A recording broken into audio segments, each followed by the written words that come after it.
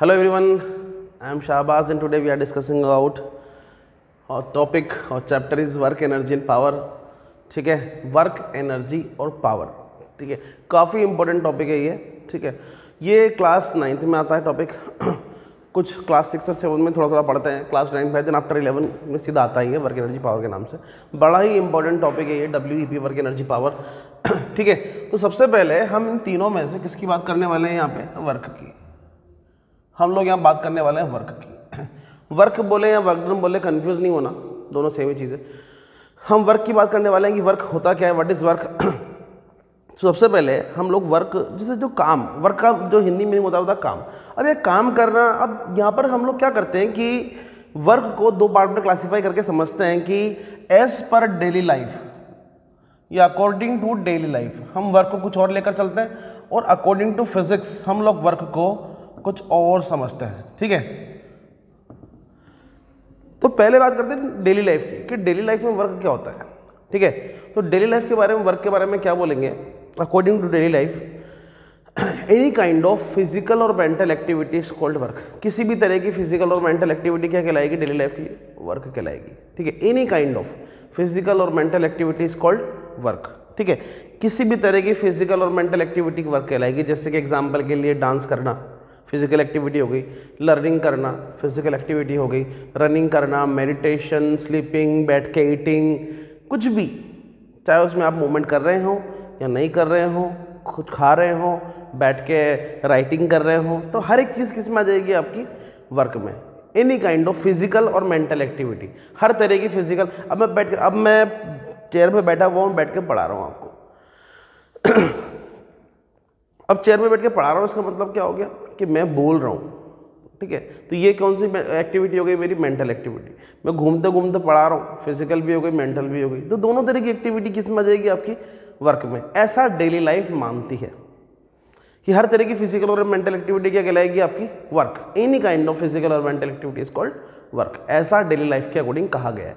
लेकिन फिजिक्स ने बोला कि हम इस कंडीशन को वर्क नहीं मान सकते, ये हमारे हिसाब से वर्क नहीं है. तो बोले कि भैया फिर वर्क क्या है आपके हिसाब से? तो उसने क्या बोला, फिजिक्स ने बोला कि हर एक चीज़ बैठे बैठे काम करें या ना करें, बैठ के लर्निंग करना, ये हम लोग वर्क नहीं मान सकते. तो फिजिक्स ने क्या बोला कि work is said to be done by a force when force applied on the body and body must be displaced due to the application of force. Physics ने क्या बोला कि force must be applied on the body and body, इसको video को रोक के definition लिख लेना. फोर्स मस्ट, बहुत आसान है, force must be applied on the body and body must be displaced due to the application of force. इतना आसान है. पहले कंडीशन क्या बोला इसने कि फोर्स अप्लाई होना चाहिए, और दूसरा क्या बोला इसने कि body must be displaced due to the application of force. ये एक ब्लॉक है m मास का, दिख रहा है. अब मैंने क्या किया, यहां पे एक फोर्स लगाया F. ठीक है, ये ब्लॉक क्या कर रहा है? फोर्स लगाने की वजह से ब्लॉक पहले क्या था? रेस्ट पे था. इनिशियल कंडीशन में ब्लॉक किस पे था? आपका रेस्ट पे, मतलब वेलोसिटी 0 रहा होगा. अब मैंने क्या किया, जैसे फोर्स लगाया तो ब्लॉक क्या कर रहा है आपका? रेस्ट से हटकर किस में आ जा रहा है? सीधा ये ब्लॉक आपका मोशन में.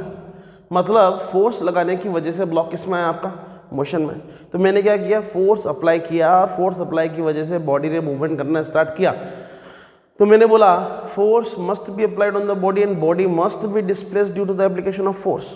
ठीक है, तो ये क्या है? एप्लीकेशन ऑफ फोर्स हुआ.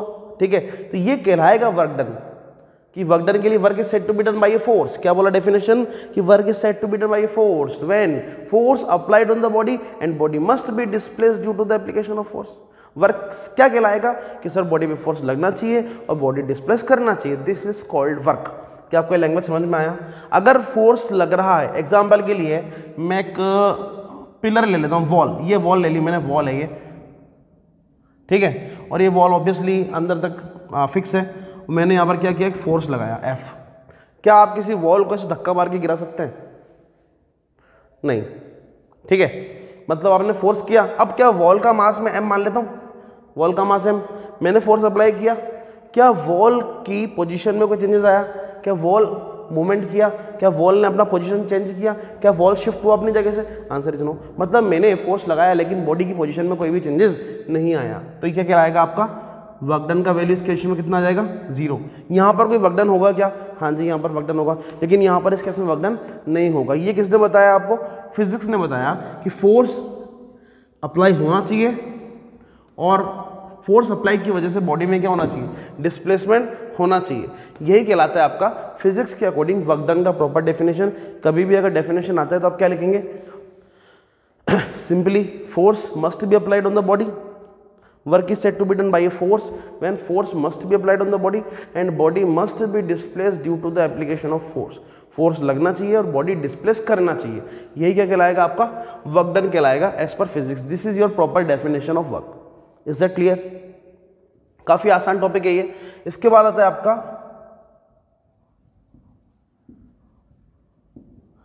Measurement of work. हम वर्क को मेजर कैसे करें? ये छोटा सा क्वेश्चन बन जाता है दिमाग की, वर्क आ तो गया है। अच्छा, वर्क और वर्क डन में कंफ्यूज मत होना। वर्क आ तो गया है, अब इसको कैसे मेजर करें? तो अभी अभी हमने बोला कि सर वर्क डन के लिए या वर्क के लिए या वर्क डन के लिए पहली कंडीशन आपने बोली है कि फोर्स तो लगना चाहिए, साथ में बॉडी का डिस्प्लेसमेंट भी होना चाहिए। यही बोला मैंने अभी अभी आपसे कि force must be applied on the body and body must be displace due to the application of force. Force लगना चाहिए और बॉडी क्या करनी चाहिए? डिस्प्लेस भी करनी चाहिए, तभी वर्क डन कंसीडर होगा। क्या इस केस में फोर्स लग रहा है? मैं कहा हाँ लग रहा है। क्या इस केस में बॉडी का डिस्प्लेसमेंट हो रहा है? मैं कहा हो रहा है। डिस्प्लेसमेंट को वेक्टर एस से रिप्रेजेंट करते हैं, तो क्या यहाँ पर वर्क डन होगा? मैं कहा हाँ हो सकता है। W इज इक्वल टू कितना हो जाएगा? FS। ये हो गया वर्क डन। समझ में आ रही बात? ये एक नॉर्मल सी कंडीशन थी, ठीक है। अगर मैं बोलूं कि सर मुझे अभी भी बॉडी का डिस्प्लेसमेंट इसी डायरेक्शन में करना है, दिस इज माय कंडीशन, और फोर्स ऐसे ना लग के, अच्छा ये जो फोर्स लग रहा है क्या ये परपेंडिकुलर फोर्स कह सकता हूं मैं इसको? सोच समझ के बोलना, क्या ये परपेंडिकुलर फोर्स है? हाँ, मैं वॉल को ऐसे फोर्स लगा रहा हूं तो ये फोर्स किस तरह का है? परपेंडिकुलर है या टेंजेंशियल है? टेंजेंशियल का मतलब किसी एंगल पे। मैं जो वॉल को फोर्स लगा रहा हूं ये परपेंडिकुलर फोर्स है। वॉल ऐसी है और उसके सरफेस के परपेंडिकुलर पे फोर्स लगा रहा हूं, तो क्या हो गया आपका? Perpendicular force. तो मैंने ये बोला कि ठीक है, परपेंडिकुलर की बात तो कॉमन हो गई। मुझे बताओ कि अगर मैं वॉल ब्लॉक पर परपेंडिकुलर की जगह टेंजेंशियल फोर्स लगाऊं तो क्या पॉसिबल है? हाँ जी पॉसिबल है। अरे कोई कार्ट है, कार्ट, अब कार्ट को तो धक्का लगाता है, कैसे लगाता है? ऐसे पकड़ गई, ऐसे, लाइक दैट, इस तरह। समझ रहे हो? ठेला देखा है या लोगों को कार्ट खींचते हुए देखा है पकड़ के? तो इस तरह लगा रहे हैं। ये फोर्स कौन सा? टेंजेंशियल है। समझ रहे हो? ऐसा बिल्कुल लगा रहे हैं फ्लैट सरफेस के परपेंडिकुलर, तो क्या हो जाएगा आपका? Perpendicular force. और अगर मैं टेंजेंशियल लगा रहा हूं किसी एंगल पे तो क्या कहलाएगा वो? Tangential force. तो मैंने बोला कि वर्क डन के केस में ओनली टेंजेंशियल फोर्स लगता है या ओनली परपेंडिकुलर लगता है? आप बोलेंगे सर दोनों लग सकते हैं, पॉसिबल है। अगर मैं किसी मान लें कार्ट है, ठीक है, अब मैं ऐसे खड़ा हूं, ये मैं हूं और मुझे इसको इस डायरेक्शन में ले जाना है, तो मैं क्या करूंगा? कार्ट से एक रस्सी बांधूंगा, अपने कंधे पर डालूंगा, ऐसे लाइक दैट, रस्सी बांधा, अपने कंधे पर डाला, खींच के ले जा रहा हूं। Got it? वैसे ही सेम कंडीशन बता रहा हूं मैं यहाँ पे कि अगर मैं इस तरह अप्लाई करता हूं तो क्या होगा, इस सिचुएशन में क्या होगा। आप बोलेंगे सर फोर्स जो लग रहा है वो टेंजेंशियल या परपेंडिकुलर? आप बोलेंगे टेंजेंशियल है। तो इस केस में क्या करेंगे? तो मैंने बोला इस केस में हम लोग क्या करते हैं कि जो फोर्स लगा है उसके दो कंपोनेंट कर देते हैं। क्या कर देते हैं हम लोग? फोर्स के कंपोनेंट। फोर्स है और ये सरफेस है जिसके अलोंग बॉडी मूव कर रही है, ठीक है। फोर्स लगा है, ये सरफेस है, इन दोनों के बीच का जो एंगल होगा कितना मान लेता हूँ? थीटा। आई होप थीटा आप लोग जानते होंगे डेफिनेटली, इसके बारे में बात नहीं करूंगा मैं, ठीक है। तो ये थीटा इन दोनों के बीच का एंगल है। अब इस सिचुएशन में क्या होगा कि जब टेंजेंशियल फोर्स लग रहा है तो यहां पर फोर्स के दो कंपोनेंट होंगे। क्या होंगे? फोर्स के दो कंपोनेंट। ये वाला जो कंपोनेंट होगा वो होगा एफ कॉस थीटा और ये वाला पार्ट होगा एफ साइन थीटा। मुझे जहाँ तक समझ में आ रहा है कि आप लोगों ने डेफिनेटली ये पार्ट वेक्टर में पढ़ लिया होगा, और नहीं पढ़ा है तो एक बार पढ़ लें या फिर मैं भी बता देता हूँ। फोर्स की कंपोनेंट हम लोग कैसे करते हैं ये हिंट में ले लेना, हिंट एंड सॉल्यूशन में डाल लेते हैं इसको, आप लोगों को समझ में आ जाएगा, ठीक है। ये देखिए, ये मेरा मान लेते हैं ब्लॉक है और ये मेरा फोर्स लग रहा है एफ इधर और ये इन दोनों के बीच का एंगल है थीटा। अब आप ये देखिए, इसके अगर मैं कंपोनेंट निकालता हूं तो कैसे कंपोनेंट होते हैं? ध्यान से देखिए, ये मेरा एक्स एक्सिस है, ये मेरा कौन सा एक्सिस है, एक्स एक्सिस। क्या मैं कह सकता हूं कि ये मेरा वाई एक्सिस है? ये चीज समझते हैं आप लोग। अगर मैं इस वाई एक्सिस को अपनी जगह से पैरेलल शिफ्ट करूं इमेजिनरी, तो क्या ये यहां पर शिफ्ट हो सकता है? इस तरह मैंने वाई को पैरेलल शिफ्ट कर दिया, ये वाई होगा तो डेफिनेटली ये भी वाई होगा। अब आप ध्यान से देखें तो यहां पर एक ट्राइंगल सा बन रहा है, ठीक है, जिसका एंगल कितना दिया हुआ है, एक एंगल थीटा है ये वाला, ये एंगल 90 है, ये एंगल में निकाल सकते हैं 90 माइनस थीटा, जो भी निकाल सकते हैं आप आराम से, काफ़ी आसान है। आप अगर ध्यान से देखें 90 के सामने वाला जो पार्ट होगा वो क्या होगा आपका, हाइपोटेनियस। थीटा के सामने वाला परपेंडिकुलर, ये वाला पार्ट क्या होगा, बेस होगा, ठीक है। मुझे क्वेश्चन में देखा जाए तो बस और बस मुझे क्या गिवन है, फोर्स गिवन है, जो कि किसके बराबर है, हाइपोटेनियस के। तो यहाँ पे अगर आपको याद है ट्रिग्नोमेट्री हमने पढ़ी थी, मैं डेफिनेटली यहाँ पर ट्रिग्नोमेट्री कोई बात नहीं करूँगा क्योंकि हम लोग पहले पढ़ चुके होंगे। साइन थीटा का वैल्यू कितना होता है आपको याद होना चाहिए, क्या होता है ये, परपेंडिकुलर पर हाइपोटेनियस, याद है वो पंडित बद्री प्रसाद हर हर बोले, है ना। तो पी का वैल्यू कितना हो जाएगा, hypotenuse, and cos theta is equal to कितना हो जाएगा आपका, बेस अपॉन हाइपोटेनियस। अगर मैं आपसे बोलूं कि we need to find the value of perpendicular in that case and we need to find the value of base in that case, तो यहां पर P इज इक्वल टू कितना हो जाएगा आपका, H साइन थीटा, और B इज इक्वल टू कितना हो जाएगा, H कॉस थीटा। आप ध्यान से देखेंगे कि जो जो वैल्यू यहाँ पर गिवन है वो मुझे फाइंड आउट करनी थी, ठीक है। तो क्या मैं P को यहाँ पर ऐसा लिख सकता हूँ, H साइन थीटा, और B को मैं लिख सकता हूँ यहाँ पे H कॉस थीटा? क्या बोलते हो, बोलो, गलत तो नहीं कर रहा। H का वैल्यू क्या आपको पता है क्वेश्चन में कितना दिया हुआ है, F साइन थीटा। H का वैल्यू कितना दिया हुआ है, F कॉस थीटा। ये देखो आ गया मेरे पास दोनों का वैल्यू, इधर देखो, ठीक है। तो क्या मैं यहाँ पर परपेंडिकुलर को कितना लिख सकता हूँ, F साइन थीटा, और यहाँ कितना लिख सकता हूँ, F कोस थीटा। आप नोटिस करिए मैंने पहले से ही लिखा हुआ है, इसकी जगह क्या लिखा हुआ है, F कोस थीटा, ये क्या लिखा हुआ है, F साइन थीटा, ठीक है। तो बेटर जुगाड़ क्या है अपने पास कि थीटा के साथ वाला हमेशा क्या बन जाएगा, कॉस, रिमेनिंग पार्ट क्या बन जाएगा आपका, साइन, दैट्स इट। तो यहाँ पर अगर मैं टेंजेंशियली फोर्स लगाता हूँ तो वैल्यू क्या बन जाएगी, Fs cos थीटा। आप इसको स्टैंडर्ड फॉर्मूला मानकर याद करें कि ऐसा माने कि सारे के सारे फॉर्मूला, सारा का सारा जो पार्ट इसे सॉल्व होगा, ठीक है। कैसा भी क्वेश्चन आए, चाहे परपेंडिकुलर वाला केस हो या फिर पैरेलल वाला केस हो या टेंजेंशियल वाला केस हो, कोई फर्क नहीं पड़ता, सब में लगाओ आंसर आ जाएगा। बस कंडीशन है थीटा का वैल्यू आपको पता होना चाहिए, ठीक है। तो W इज इक्वल टू कितना हो जाएगा आपका, Fs cos थीटा के बराबर, राइट। आसान है। तो ये आपका मेजरमेंट ऑफ वर्क डन का काफी आसान पार्ट, ठीक है। ये फॉर्मूला काफी इंपॉर्टेंट है, W is equal to Fs cos theta, ठीक है। यहां पर मैं क्या बोलूंगा कि फोर्स लग रहा है in the direction of displacement, ये हो जाएगा W is equal to Fs cos theta.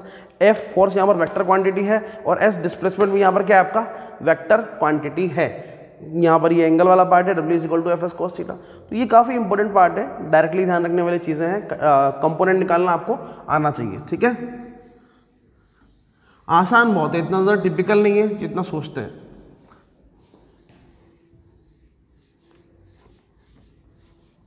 ठीक, अब बात करते हैं नेक्स्ट केस की मेरी, वो है केसेस। केसेस कैसे करते हैं, केस नंबर 1 की बात करता हूं मैं। If theta is equal to 0 degree, 0 degree वगैरह समझते हैं, एंगल वगैरह समझते हैं आप लोग डेफिनेटली, मैं मानकर चल रहा हूं, ठीक है। ये आपका सरफेस है, ये ब्लॉक है, जो डिस्प्लेसमेंट है वो इधर होना चाहिए और फोर्स भी मैं डिस्प्लेसमेंट की डायरेक्शन में ही लगा रहा हूं, ठीक है। अब आप ये देखिए कि फोर्स और डिस्प्लेसमेंट के बीच का एंगल कितना हो गया यहाँ पे, W is equal to Fs cos theta आपका फॉर्मूला होता है, ठीक है। अब अगर आप देखिए कि थीटा का वैल्यू मैं 0 कर देता हूँ, समझ रहे हैं, जैसे कि मेरे आइडियल केस क्या था मेरे पास, थोड़ी देर पहले हमने बात की थी इस बारे में, डिस्प्लेसमेंट इधर होना चाहिए और फोर्स यहाँ लग रहा है, इन दोनों के बीच का एंगल कितना है, थीटा। अगर मैं थीटा का वैल्यू 0 कर देता हूँ तो क्या होगा, ये जो फोर्स लग रहा है ये धीरे धीरे शिफ्ट होकर नीचे आ जाएगा, सोच के देखो थीटा कितना हो जाएगा इस केस में 0। और अगर मैं थीटा का वैल्यू 0 रख देता हूँ तो कोस 0 का वैल्यू कितना होगा, कोस 0 का वैल्यू कितना होगा 1, ट्रिग्नोमेट्रिक टेबल से याद होना चाहिए आपको, ठीक है। W इज इक्वल टू कितना हो गया, Fs और यहाँ पर इस केस में जो वर्क डन का वैल्यू आया है वो कितना आया आपका, मैक्सिमम वर्क डन। मतलब कहना क्या चाह रहा है ये कि जिस डायरेक्शन में बॉडी का डिस्प्लेसमेंट करना है अगर उसी डायरेक्शन में फोर्स लगाया जाए तो यू कैन से वर्क डन इज मैक्सिमम। यार सिंपल सी बात है, बॉडी को तुझे उधर ले जाना है, फोर्स भी उधर लगाएगा तभी तेरा काम होगा ना। तू चाहता है कि तेरी बॉडी उधर जाए और तू फोर्स इधर लगाए, क्या ऐसा हो सकता है कि तेरा वर्क डन मैक्सिमम हो जाए? या तो चाहता है कि बॉडी उधर जाए और फोर्स ऊपर लगाए? पॉसिबल नहीं है। समझ में आ रही? सोच के देखो, फील करो, फील करने वाला टॉपिक है भाई साहब, मजे आते हैं टॉपिक में।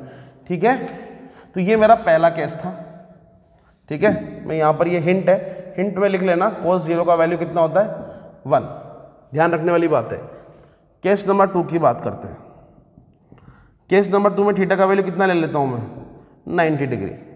अगर मैं 90 डिग्री ले लेता हूँ तो कितना होगा, ये आपका सरफेस ब्लॉक, अगेन डिस्प्लेसमेंट इधर होना चाहिए और दोनों के बीच में एंगल 90 डिग्री है तो यू कैन से फोर्स इधर लग रहा होगा और डिस्प्लेसमेंट इधर होगा। तो W इज इक्वल टू कितना हो जाएगा, FS cos 90 डिग्री। ठीक है, और cos 90 का वैल्यू अगेन फिर से आपको पता होना चाहिए, तो cos 90 का वैल्यू मैं लिख देता हूँ। cos 90 का वैल्यू कितना होता है भैया, 0। तो W is equal to FS multiply by 0, you can say final result कितना आएगा मेरे पास वर्क डन का, हाय रे 0 आया। क्या हुआ, मतलब वर्क डन का वैल्यू 0 हुआ। वर्क डन का वैल्यू 0 हो रहा है यहाँ पे, देख लो। मतलब कोई वर्क डन नहीं हो रहा, मतलब कोई ब्लॉक उधर जाना चाहता है उस साइड पे और तो उसको ऊपर खींचे तो क्या कोई वर्क डन होगा उसके लिए? नहीं, कोई वर्क डन नहीं होगा। ऊपर खींच लो या नीचे खींच लो यार, है ना। जैसे कि मैं एग्जांपल दे लेता हूँ, ऐसा ही ले लेता हूँ छोटा सा एग्जांपल। ये एक ब्लॉक है, उसको मैं चाहता हूँ इधर चला जाए, लेकिन नीचे क्या लग रहा है, mg। तो देखिए यहाँ पर फोर्स और डिस्प्लेसमेंट के बीच में एंगल कितना हो रहा है, 90 डिग्री। मतलब पॉसिबल नहीं है। ठीक है, तो वर्क डन कितना हो जाएगा इस केस में, 0। 1 2 3। केस नंबर 3 की बात करते हैं। हाँ, तो यहाँ पर थीटा का वैल्यू मैं कितना ले लेता हूँ, ये 0 वर्क डन होगा, ये हमारा सेकंड नंबर केस होगा, 0 वर्क डन है ना। अब ये देखिए मैंने क्या लिया, कि इसका वैल्यू थीटा का वैल्यू कितना ले लिया, 180 डिग्री। मतलब फोर्स, बॉडी इधर जाना चाहती है और हम फोर्स कहाँ लगा रहे हैं, इस डायरेक्शन में। पॉसिबल है? अरे फ्रिक्शन केस का, फ्रिक्शन फोर्स का केस ले लो। ठीक है, तो W is equal to formula क्या होता है आपका, FS cos 180 डिग्री, और cos 180 डिग्री का वैल्यू में cos 180 डिग्री कितना होता है आपका, -1। नहीं याद होगा तो ट्रिग्नोमेट्रिक टेबल से पता लग जाएगा, या फिर आपको क्वाड्रेंट मेथड से ही निकालना पड़ेगा। ये सब चीज़ें आनी चाहिए। तो W इज इक्वल टू कितना हो गया ये, और ये वैल्यू आया मेरा -FS। ये देखिए ये वाला +FS था, वो कि मैक्सिमम था। ये आपका जो हुआ ये नेगेटिव हो रहा है, मतलब इसको क्या बोलूँगा मैं, नेगेटिव वर्क डन। क्या बोलूँगा इसको मैं, नेगेटिव वर्क डन। काफ़ी आसान है। ठीक है, तो बस ये वैल्यूज़ आपको ध्यान होनी चाहिए। यहाँ पर कुछ नया मुझे लगता नहीं है। क्या नया लगता है, आपको cos 0 का वैल्यू मे भी आप भूल जाएं, 90 का वैल्यू, 180 का वैल्यू, बस ये चीज़ें ध्यान रखनी है, बाकी काफ़ी आसान है। ठीक है, नेक्स्ट टॉपिक लेते हैं हम लोग।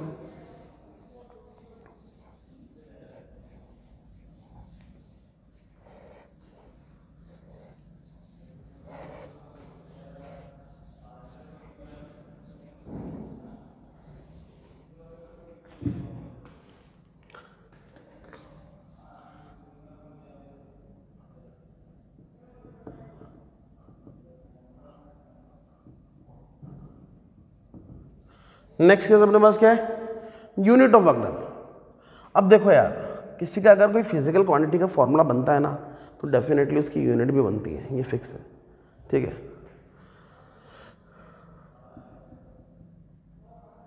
ये फॉर्मूला था, ये मिलकर सब क्या है, फिजिकल क्वांटिटी है, तो डेफिनेटली इनकी यूनिट भी बननी चाहिए। तो सबसे पहले मैं यूनिट बताता हूँ, SI यूनिट, जो कि बहुत ज़्यादा वेल नॉन है।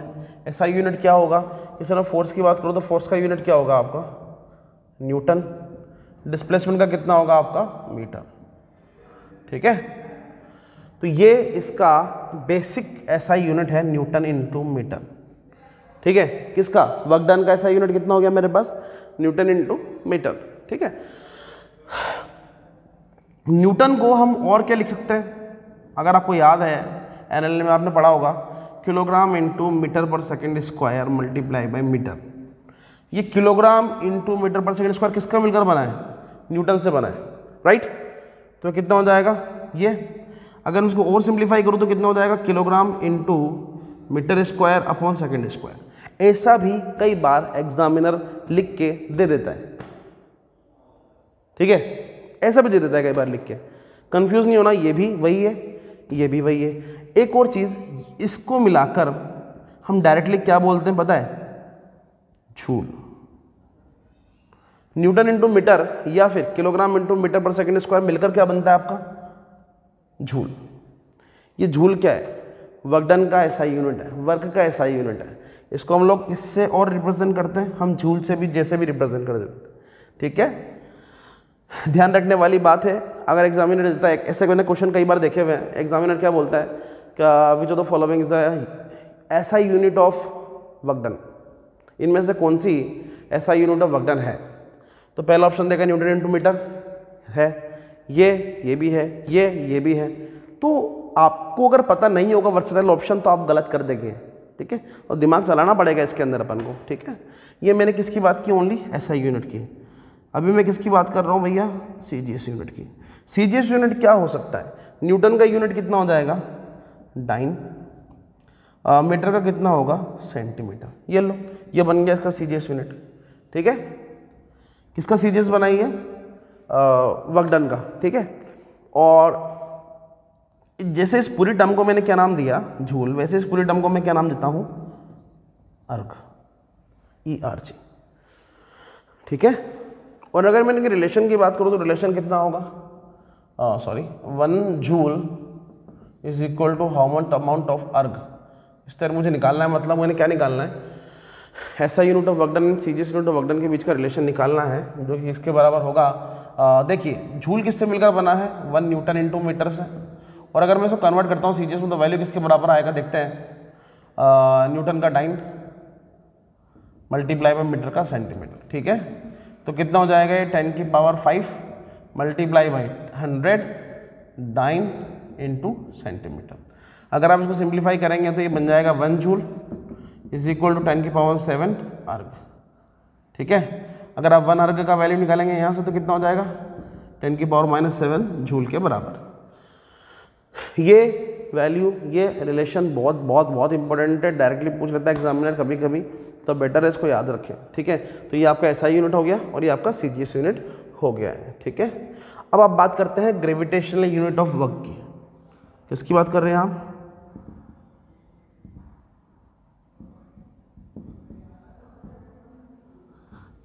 Gravitational unit of work. Gravitational unit of work करने से पहले आपको क्या पता होना चाहिए? ग्रेविटेशनल यूनिट ऑफ फोर्स पता होना चाहिए। 1 kgf इज इक्वल टू कितना होता है? 9.8 न्यूटन, ठीक है। आप ये देखिए यहाँ पर न्यूटन आ रहा है, इस न्यूटन में क्या करूँ कि ये जूल बन जाए? आपको दिख रहा होगा न्यूटन से मीटर मल्टीप्लाई कर दो तो जूल बन जाएगा, ठीक है। तो अगर मैं सिचुएशन में इसको मीटर से और इस साइड को भी मीटर से मल्टीप्लाई कर दूँ तो इक्वेशन बैलेंस हो जाएगी। 1 kgf into metre is equal to 9.8 joule. Logic समझ में आ रहा है आपको? सेम काम मैं 1 kg वेट इंटू मीटर कर दूं। 1 kg वेट इंटू मीटर, समझ में आ रहा है? kg किलोग्राम फोर्स और वेट, बात तो एक ही है, लिख सकते हैं ऐसे भी। वो भी किसके बराबर होगा आपका? 9.8 अगेन न्यूटन इंटू मीटर, और वैल्यू कितना हो जाएगा आपका? 9.8 जूल। ये जो मैंने बात की है, किसकी बात की है अब तक आपसे? एसआई यूनिट की, क्योंकि पूरा का पूरा पार्ट जो है वो किस में दिया हुआ है? एसआई यूनिट में दिया हुआ है, ठीक है। अगर मैं इस पार्ट को कन्वर्ट करना चाहूँ किस में? यहाँ कर देता हूँ मैं, वहाँ से किस में कन्वर्ट करना चाहूँ? सीजीएस में। ये पूरा पार्ट एसआई का है, इसको अब मैं सीजीएस में अगर लिखूँ तो क्या लिखूँगा मैं? किलोग्राम की जगह क्या लिख दूंगा? 1 ग्राम, सॉरी किलोग्राम की जगह क्या लिखूँगा मैं? 1 gram force is equal to कितना वैल्यू होगा आपका? 980 अर्ग या 981 अर्ग के बराबर। इतना ही रिलेशन होता है, ज़्यादा नहीं होता, ठीक है। समझ में आ रहा है? 1 या फिर अगर मैं इसको उसमें बात करूंगा 1 kg 1 ग्राम वेट में, तब भी सेम वैल्यू आएगा आपका 980 अर्ग। तो डायरेक्टली ध्यान रखना है, कई जगह 981 भी दिया हुआ है, इतना बड़ा टेंशन वाली बात नहीं है, यू कैन मैनेज इट, थोड़ा बहुत वेरिएशन होता है, ठीक है। तो ये SI यूनिट है, दे देता है, ध्यान रखना, इंपॉर्टेंट, बहुत ज़्यादा स्केल पे नहीं है लेकिन हाँ याद होना चाहिए। इंपॉर्टेंट कौन सा है? SI और CGS। तो हम स्टार्ट करने वाले हैं हमारा next topic which is types की बात करने वाले हैं। तो हम दो तरह के टाइप्स की बात करते हैं यहाँ पर, पॉजिटिव, फर्स्ट पॉजिटिव और दूसरा होता है अपना नेगेटिव।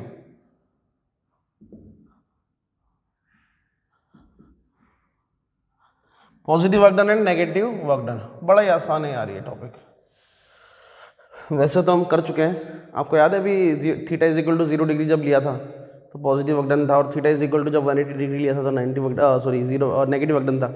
वही काम यहाँ पर करने वाले हैं पॉजिटिव और नेगेटिव वर्क डन में।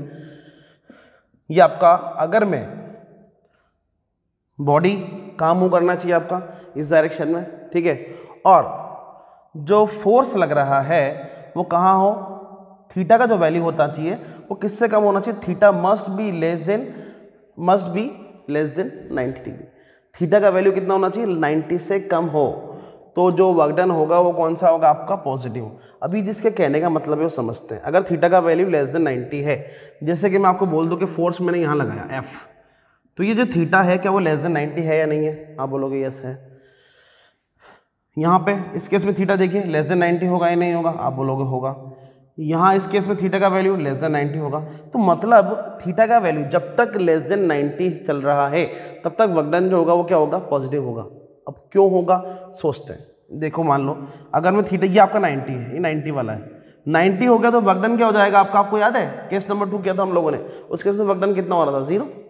तो थीटा का वैल्यू जब तक लेस देन 90 चलेगा तब तक तो वर्क डन पॉजिटिव, मतलब एंगल मस्ट बी एक्यूट। याद आ रहा है मैथ्स वाला पार्ट, ठीक है। आप तो यही देख लो, थीटा का वैल्यू क्या होना चाहिए, लेस देन 90, इसका मतलब वर्क डन क्या होगा आपका, पॉजिटिव होगा। थीटा का वैल्यू अगर मोर देन 90 होगा, ठीक है, तो वर्क डन फिर नेगेटिव में आ जाएगा, ठीक है। कैसे हो रहा है ये सब समझते हैं। मैंने आपको थोड़ी देर पहले कंपोनेंट निकालना सिखाए थे।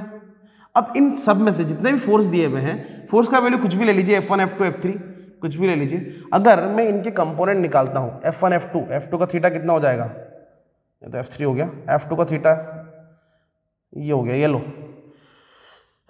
तो इस केस में अगर थीटा का वैल्यू 90 से कम है तो हर केस में जब कंपोनेंट निकलेंगे तो सोचिए एक कंपोनेंट इधर आएगा ही आएगा, पक्की बात है, और एक कंपोनेंट कहाँ जाएगा, 90 पे, ठीक है।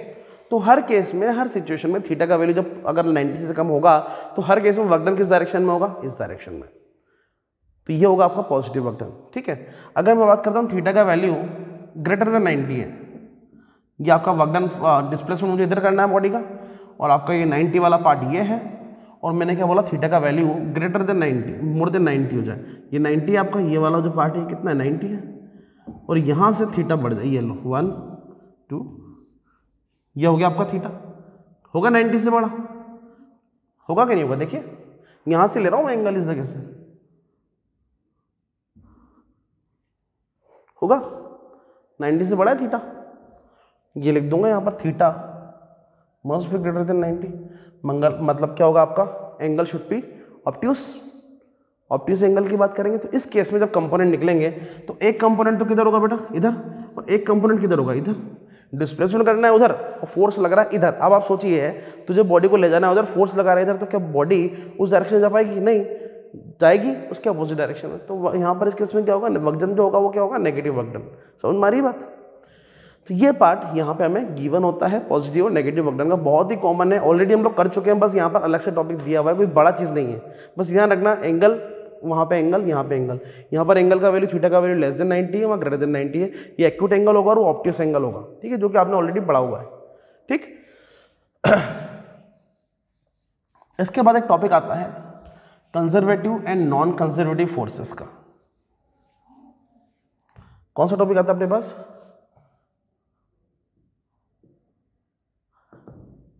Conservative forces and non conservative forces. पहले कंजर्वेटिव की हम लोग बात कर लेते हैं, कंजर्वेटिव क्या होता है। हम WP पढ़ रहे हैं, डेफिनेटली इससे पहले ग्रेविटेशन पढ़ चुके होंगे।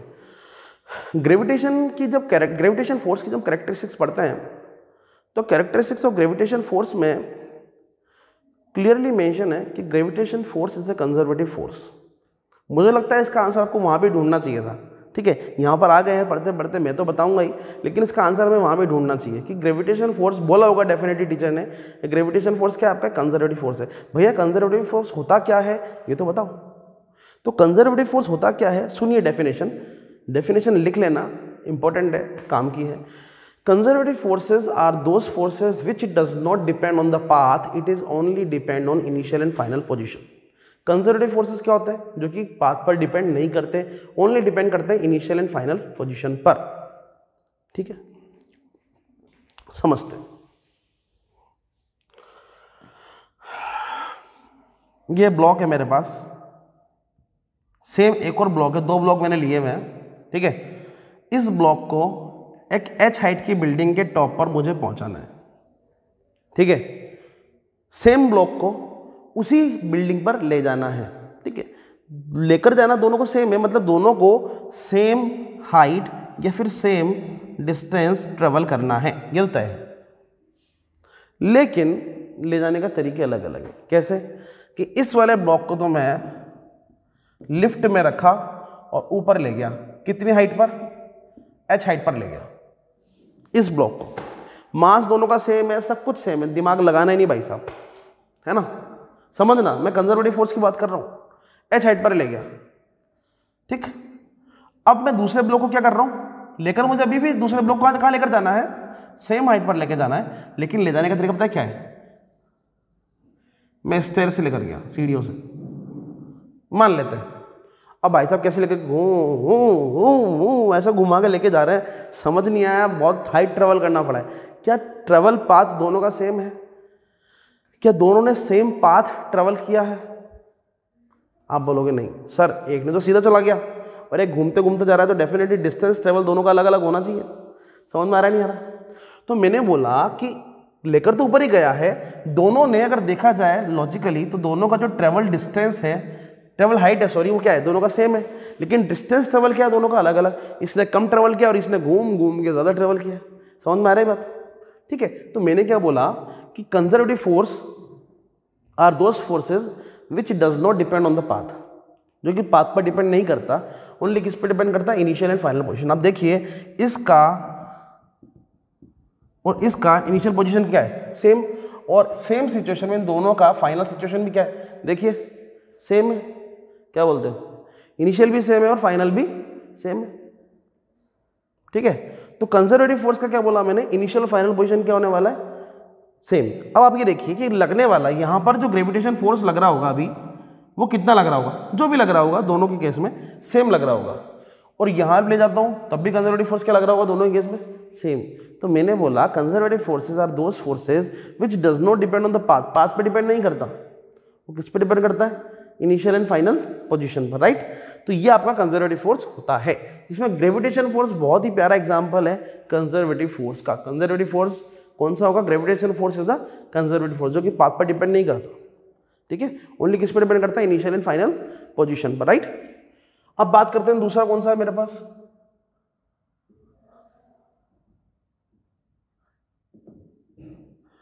Non conservative force. Non conservative force का डेफिनेशन देखो यार, दिमाग कम से कम लगाना है। कंजर्वेटिव का याद है तो नॉन कंजर्वेटिव अपने आप हो जाएगा। मैं क्या बोलूंगा, non conservative force are those force which depend on the path, जो किस पर डिपेंड करेगा, पाथ पर डिपेंड करेगा। इसके अगर एग्जांपल की बात करें, इसका एग्जांपल क्या होगा, फ्रिक्शन फोर्स। ये नॉन कंजर्वेटिव का एग्जांपल है।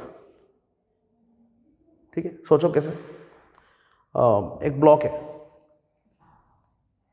मैं उसको खींच कर लेकर जा रहा हूं इधर, तो पीछे की तरफ क्या लगेगा, फ्रिक्शन फोर्स, बॉडी जा के रही है, फ्रिक्शन फोर्स पीछे लग रहा है। तो क्या फ्रिक्शन फोर्स का वैल्यू मैटर करता है, नहीं करता है इस केस में, बिल्कुल करता है। ठीक है, तो ये जो नॉन कंजर्वेटिव फोर्स का एग्जांपल क्या होगा मेरे पास, फ्रिक्शन फोर्स। तो फ्रिक्शन फोर्स क्या आपका एक नॉन कंजर्वेटिव फोर्स। ठीक है, तो आज के लिए इतना ही, नेक्स्ट टॉपिक पे मिलते हैं, थैंक यू।